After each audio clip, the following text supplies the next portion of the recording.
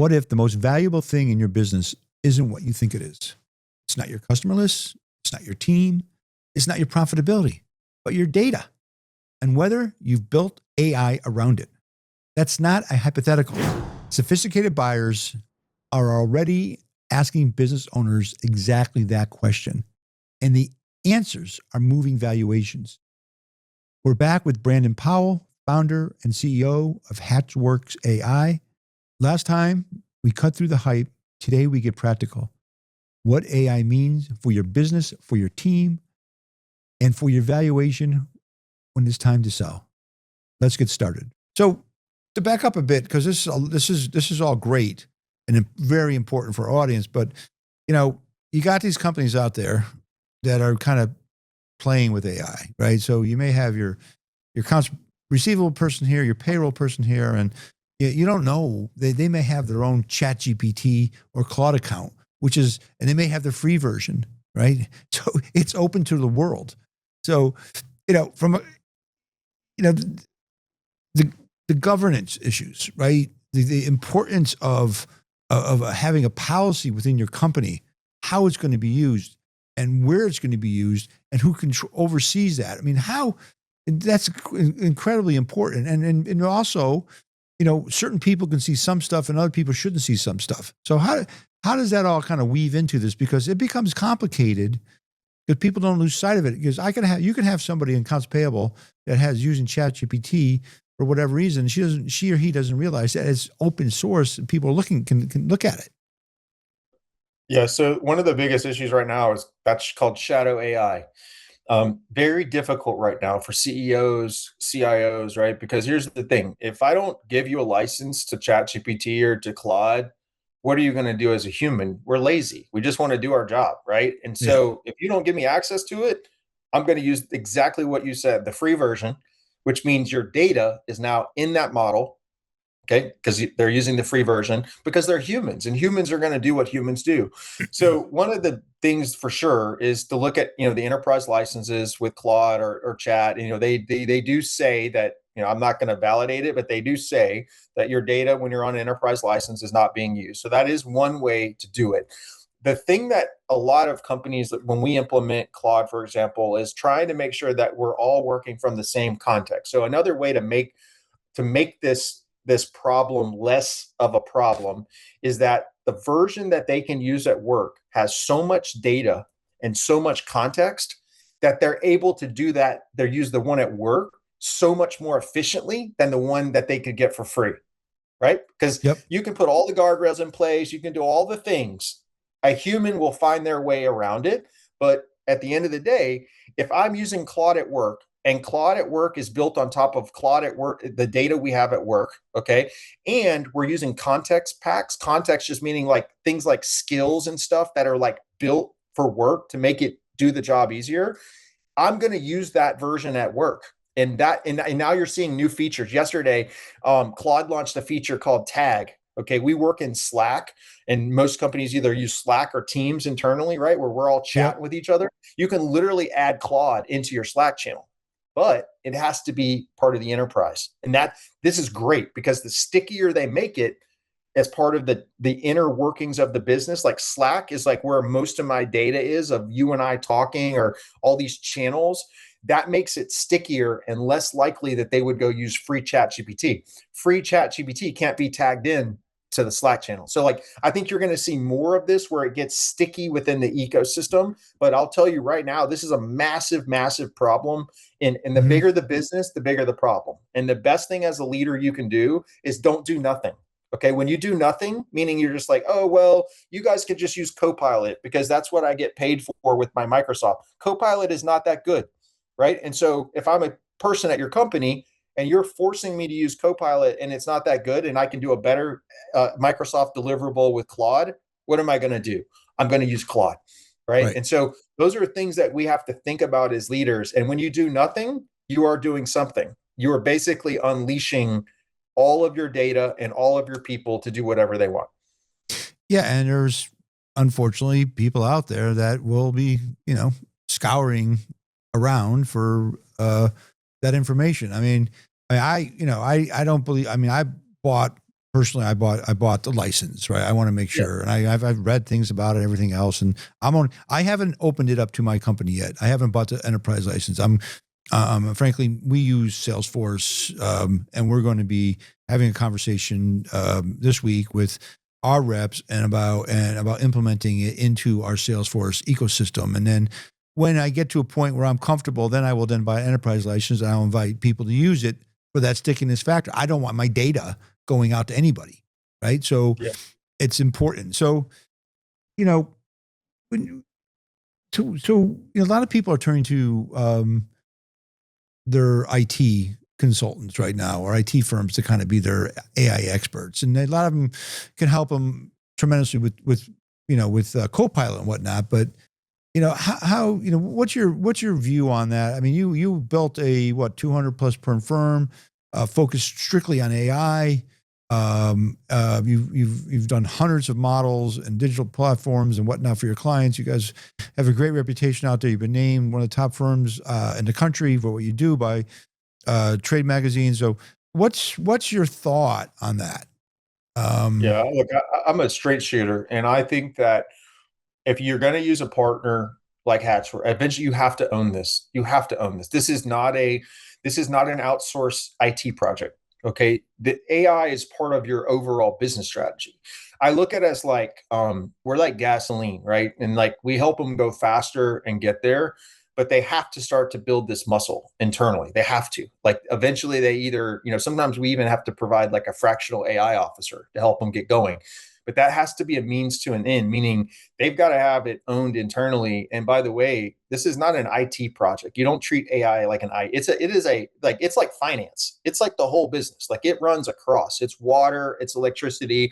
And so if you're going to use a partner, you need to work a plan in place for where you're starting to own more of this. Example, if I was to come in and create your AI strategy roadmap, use that as like your starter, but you got to keep updating that roadmap like every 6 months. You got to start to take ownership of that. And by the way, a lot of AI ownership has got to come from the CEO. It has to. The Mhm. CEO has to own the AI strategy. You cannot give this to your CIO. You can't just say this is your thing, because what will happen is it'll get in that silo and it gets backed up behind all the other priorities. Okay. And it's just that's what slows out the growth. So CEO has to own it.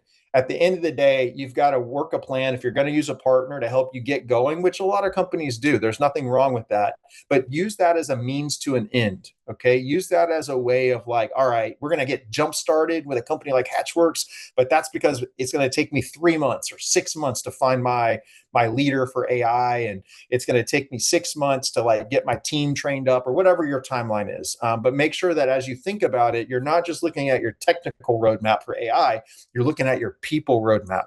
The biggest problem right now is people. It's not the technology, it's the people. Right. Like, how are you going to get your people on board? How are you going to get your people to adopt? How are you going to get your people to not be scared? That's the challenge right now. Yes, data is a problem, but if your data is clean and you've got good use cases, you're still not out of the woods. I mean, your biggest roadblock or hurdle is going to come from your people within. So talking about the CEO, and that's going to kind of want to flip a little bit here to, what we do, right? M&A, right? Selling your business. Um, and we are getting a lot of questions from buyers about what is your AI strategy, how you implement AI. And our client base, frankly, is, a lot of them are baby boomers. They're at the, we'll call they're on the, the back nine, so to speak. And they're looking for whether it be a full exit or partial exit, family members don't want to stay in. And this is sometimes overwhelming to them, right? I believe we had conversations before we got on, that, and the PE firms, the large strategic buyers, and then also the PE firms out there, private equity has really adopted AI in many results, right? Yeah. Through the whole process. What are you seeing, from your perspective? What are the key, what did I say? I was at a meeting last week, and I was talking to one large PE firm. They get 5,000 books, SIMs a month almost from various, like us, and they have AI filter them out, right? But sometimes they filter out the wrong deal, right? Because they miss it. But what are you seeing from your perspective from that side of it. And if you're a business owner on the other side, thinking of selling, whether 1 year or 2 years or 3 years down the road, how do you approach this? Yeah, I'm going to be really another really honest take here is that, private equity is what's fueling this AI market. And what I love about private equity is that they want to go big. They're not looking to just do the finance use case. They're looking to transform the business because they know that it's going to change the multiple.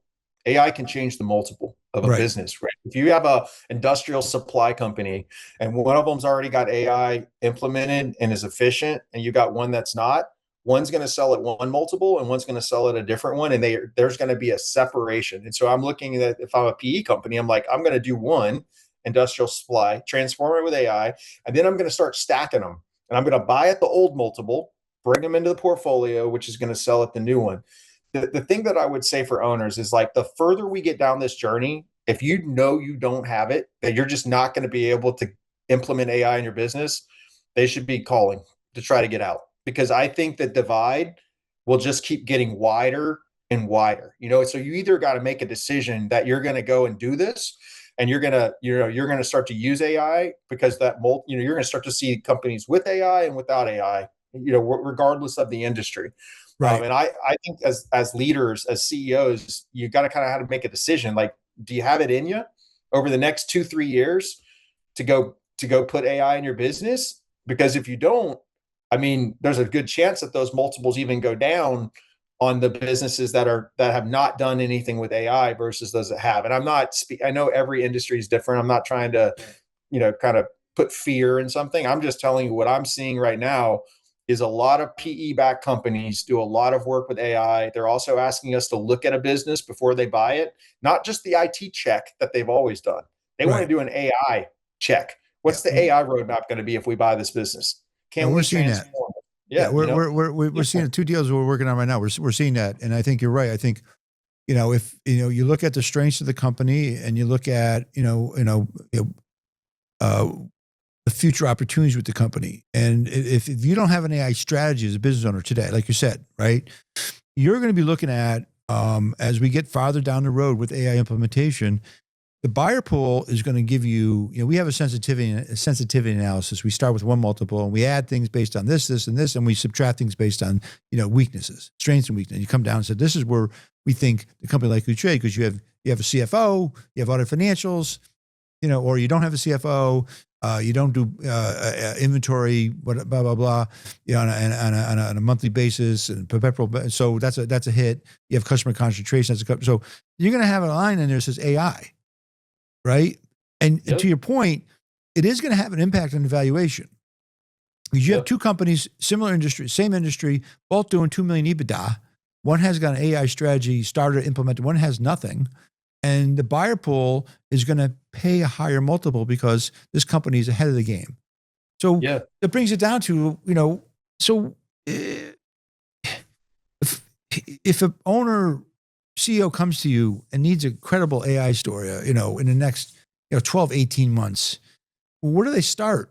How do they get this going so that they can start, again, you're talking a multiple. So if you're trading at a 2 million EBITDA at a 5 multiple, that's 10 million. If you're trading at a 2 million EBITDA at 6 multiple, that's 12 million. That's $2 million difference in value. I mean, it's investment in AI. So where do you start? How do you start with a business owner today and talk to them and say, look, this is, and again, it doesn't have to be done and one and done and you're done. It has to be like a strategy, because you said you have to constantly evolve, but at least you're in motion and you can talk to the story. Yep. So I go back to what I started with around why most of these pilots fail is they chose the wrong use case. So what I would do first is, and we have free stuff on our website that you can use called Agent Finder, Use Case Finder. What I would first do is a heat map of looking at your industry to figure out where your you can do this in ChatGPT. You just literally ask it, what are use cases in industry or in Claude? You got to find the use cases, and then you should marry that up against your own P&L. Like where are customer service? If that's a big thing in my business, that's probably where I should start, because that's going to probably be the biggest needle mover when it comes to EBITDA and multiple. The next thing I would do, though, is you don't necessarily have to start big. So once you have a list of use cases, and maybe you don't need 20, okay, try to have three use cases. look at those use cases. And a lot of times it's maybe not the most expensive one to put in. It's the one that you think your people can handle the change. Say that again. Many of these use cases get disrupted or messed up by the people once it gets ready to go to market. Customer service. If you don't bring them along for the ride, they're going to reject it. And I've seen it in my clients where they're like, what is this thing? I'm not using this. This thing is going to take my job. And so identify like 3 use cases, measure the ROI. Okay. If you can't tie every dollar back to the P&L, don't do it. Like it's just not going to do anything for you at the end of the day. And it's going to end up in this little pilot phase. And you're like, this is too risky for us to do.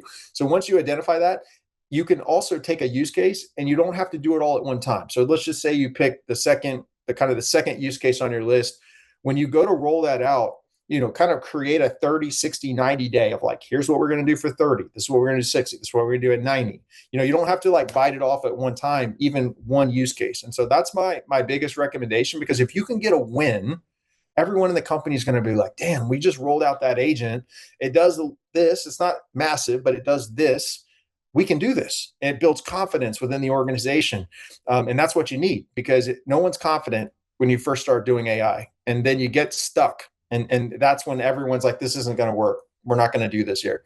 And now they're in a bad spot when their competitor is implementing it and being successful. So, yeah, I mean, bottom line is here, don't get overwhelmed.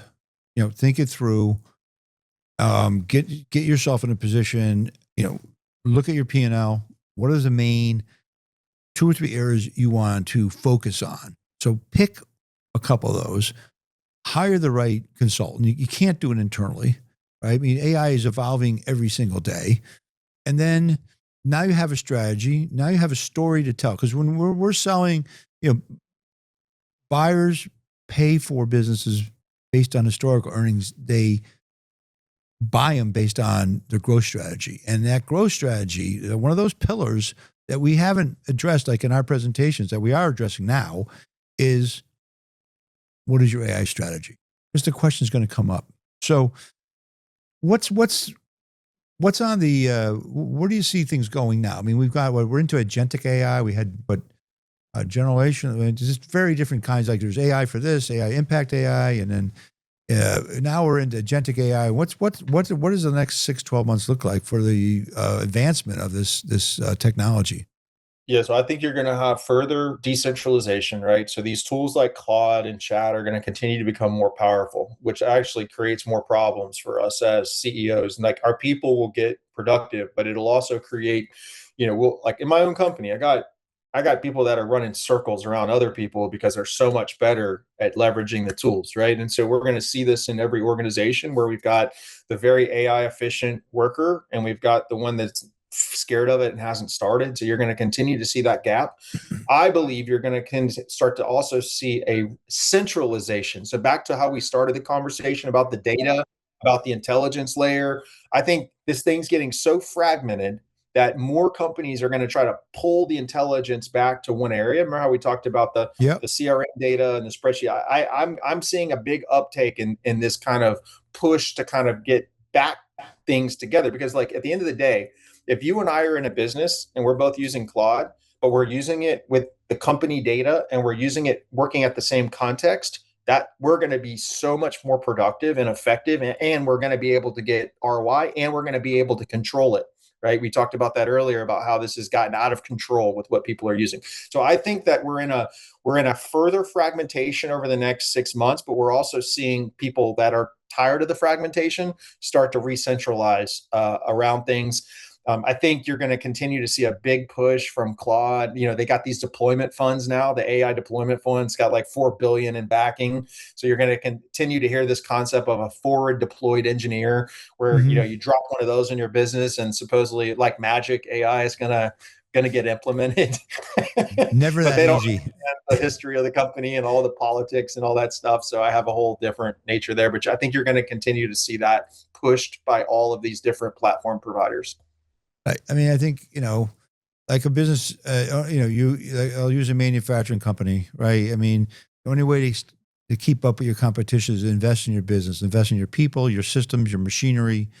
And now your technology, and now AI. You got to add another pillar there, because those are the things that are going to drive success, drive growth, and drive your multiple and drive valuation to where you want to be. And to your point, if you're an owner right now,